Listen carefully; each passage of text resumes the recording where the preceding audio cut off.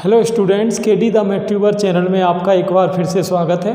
और आज हम बात करेंगे पैरामेट्रिक डिफरेंशिएशन यानी प्राचलिक अवकलन की।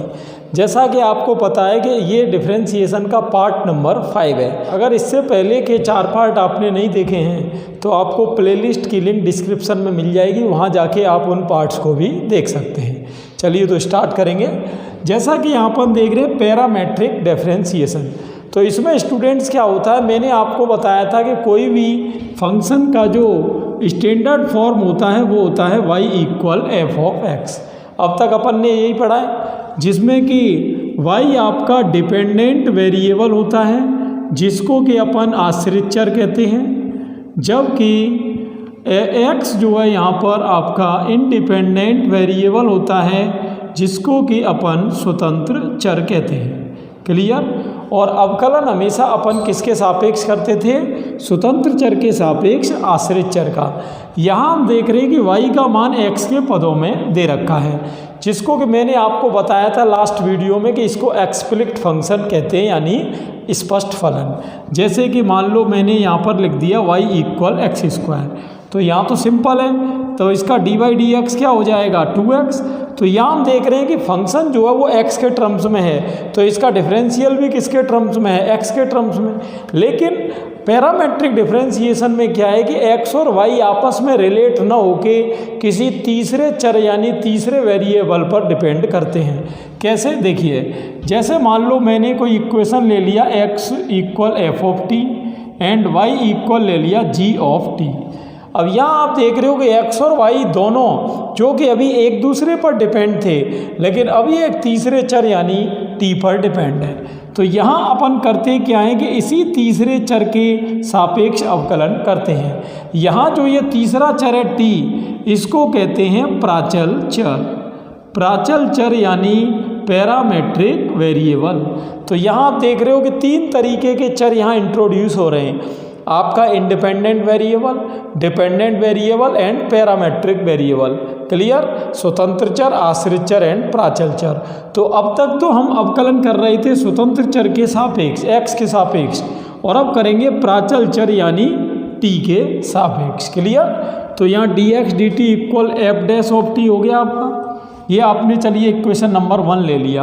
अब इसका भी अपन t के सापेक्ष करेंगे, तो ये dy dt इक्वल हो जाएगा आपका g डैश ऑफ t। ये इक्वेशन नंबर 2। लेकिन जैसा कि हम जानते हैं डिफरेंशिएशन में अपना टारगेट जो है वो dy dx को लाना है। तो dy dx का लाने के लिए अपन क्या करते हैं, यहाँ जो है divide equation second by first, यानी सेकेंड इक्वेशन को किससे डिवाइड करेंगे? फर्स्ट से। तो ये आपका हो जाएगा, देखिए dy dt इक्वल आपका g डैश ऑफ t, और इसको डिवाइड आप किससे कर रहे हो? इससे। ये आपका हो जाएगा dx dt equal F dash of t। तो यहाँ ये dt तो गया काम से, तो आप देख सकते हो कि dy dx की वैल्यू जो है आपकी आ रही है g dash of t upon F dash of T. अब यहाँ देखिए एक स्पेशल चीज़ क्या है? स्पेशल चीज़ ये है कि जिस तरह से आप देख रहे हो कि यहाँ dy dx का मान x के पदों में था, ऐसे ही यहाँ जो है वो dy dx का मान t के पदों में आएगा। Clear student. तो ये पिक्चर है प्राचलिक अवकलन की।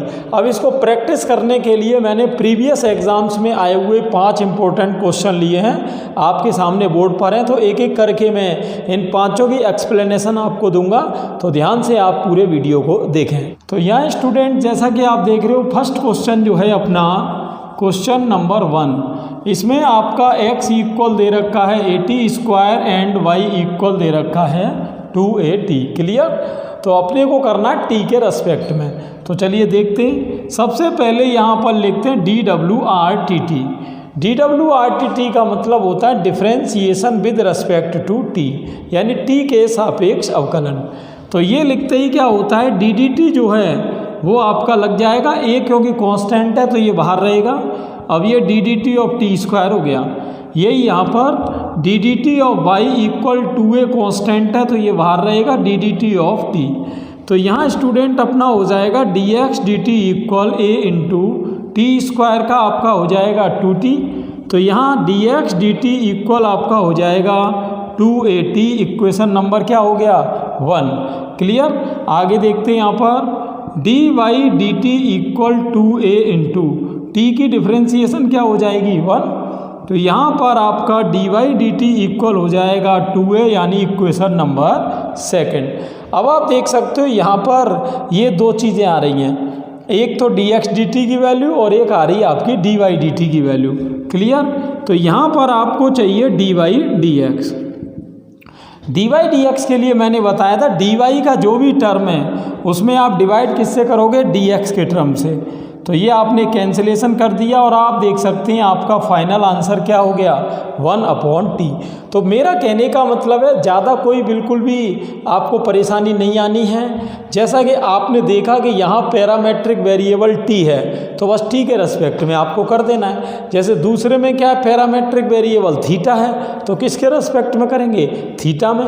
कैसे देखते हो, यहाँ अपना सेकंड क्वेश्चन है student, x equal a into theta plus sine theta और y इक्वल अपने को दे रखा है a into 1 minus cos theta. ठीक, किसके रेस्पेक्ट में करना है, थीटा के रेस्पेक्ट में। तो यहाँ आपका हो जाएगा D x D theta equal a into, अब आप देख सकते हो थीटा का थीटा के रेस्पेक्ट में डिफरेंशियल क्या होगा 1, जबकि साइन थीटा का कॉस थीटा। अब आपने एक फॉर्मूला पढ़ा होगा ट्रिग्नोमेट्री में कि 1 प्लस कॉस थीटा कहीं भी हो तो उसको आप 2 कॉस स्क्वायर थीटा बाई 2 लिख सकते हैं। ये इक्वेशन नंबर 1 हो गया। क्लियर। अब इसको चले देख लेते हैं, d y d theta equal a into, अब 1 आप जैसा कि देख रहे हो 1 क्या है, कॉन्स्टेंट है, तो 1 का डिफरेंशियल तो हो गया 0 और कॉस का आपका हो गया माइनस साइन, तो माइनस माइनस हो गया आपका प्लस का साइन। तो d y d theta equal आपका हो गया a इंटू साइन थीटा की वैल्यू आप क्या कैलकुलेट करेंगे, 2 sine theta by 2 into cos theta by 2। तो अब आप देख सकते हो ये आपकी दो वैल्यू हो रही हैं। ठीक, अब आपको क्योंकि चाहिए डी वाई डी एक्स, तो डी वाई वाली वैल्यू आपको ऊपर रखनी है और डी एक्स वाली वैल्यू नीचे रखनी है। तो डी वाई वाली वैल्यू क्या है स्टूडेंट्स, ये है आपकी 2a sign theta by 2 into cos theta by 2 और ये है आपकी 2a cos square theta by 2। Clear. तो 2a कैंसिल, आपका कॉस से ये कॉस गया, तो डी वाई डी एक्स की आपकी वैल्यू हो जाएगी स्टूडेंट साइन अपॉन कॉस यानी टेन थीटा बाई 2। तो जैसा कि मैंने आपको बताया था कि x और y की वैल्यू जिस पैरामेट्रिक वेरिएबल के ऊपर डिपेंड करती है उसका जो डेरिवेटिव आता है वो भी उस पैरामेट्रिक वेरिएबल के ही रेस्पेक्ट में आएगा। जैसा कि आप देख रहे हो जहाँ x और y की वैल्यू थीटा के टर्म्स में दे रखी है, तो अब आप देख रहे होगे कि डी वाई डी एक्स की वैल्यू भी थीटा के टर्म्स में ही आ रही है। क्लियर। चलते हैं नेक्स्ट क्वेश्चन पर।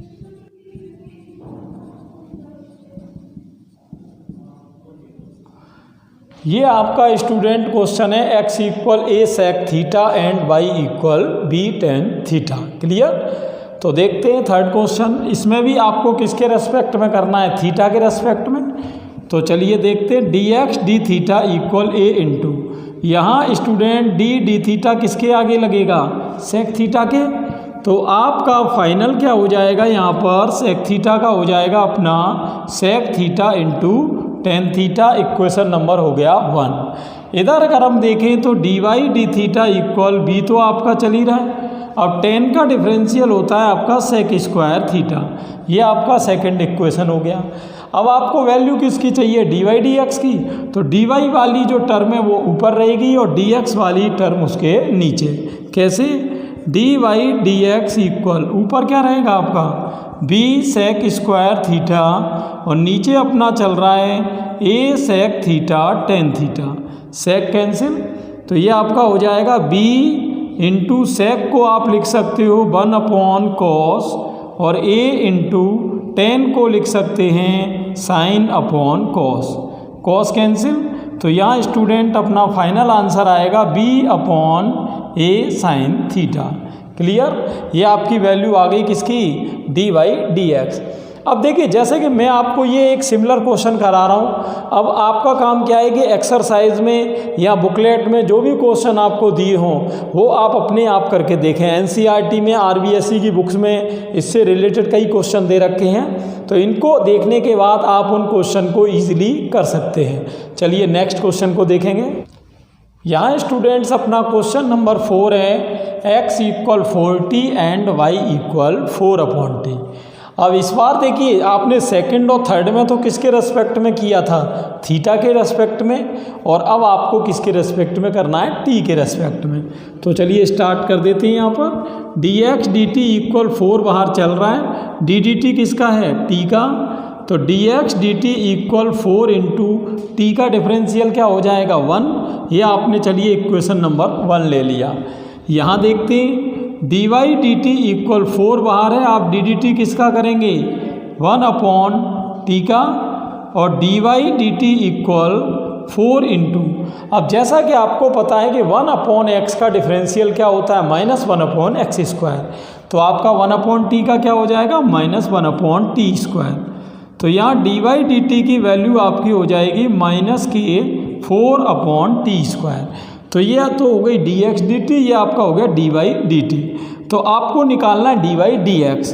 तो जैसा कि मैंने बताया बिल्कुल इजी है dy dx निकालना।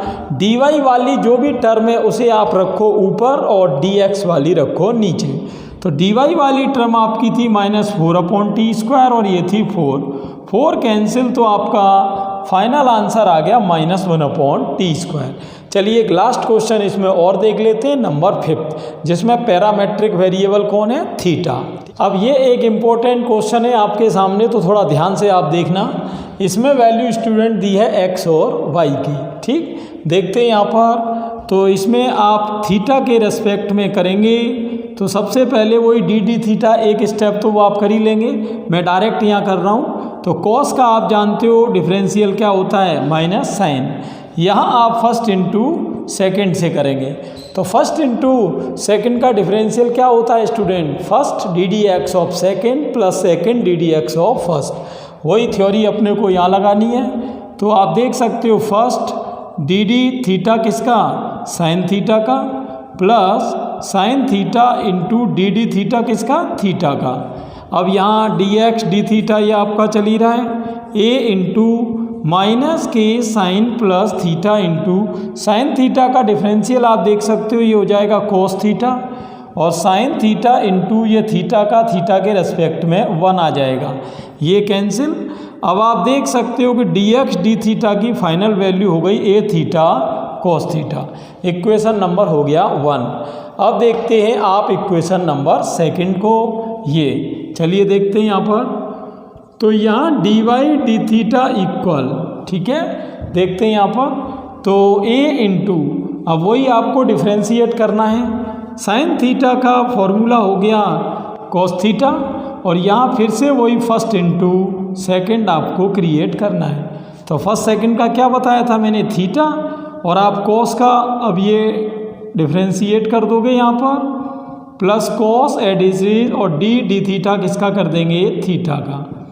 क्लियर। नेक्स्ट स्टेप देखते हैं यहाँ पर, तो a into cos theta minus theta, cos का क्या हो गया आपका माइनस के sign, plus cos theta into theta का थीटा के रेस्पेक्ट में 1 हो जाएगा।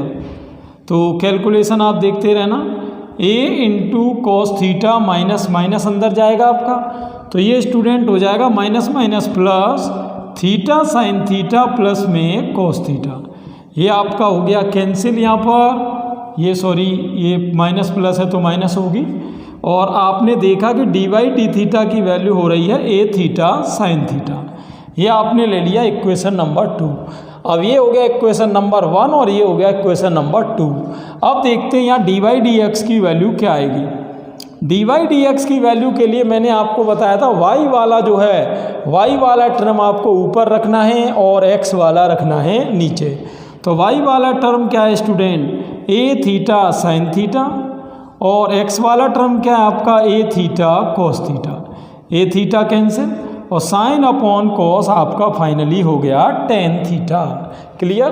तो ये थे 5 क्वेश्चन पैरामेट्रिक वेरिएबल से रिलेटेड, और इससे रिलेटेड एक्सरसाइज आप एनसीईआरटी आरबीएसई दोनों में सॉल्व करके देखें।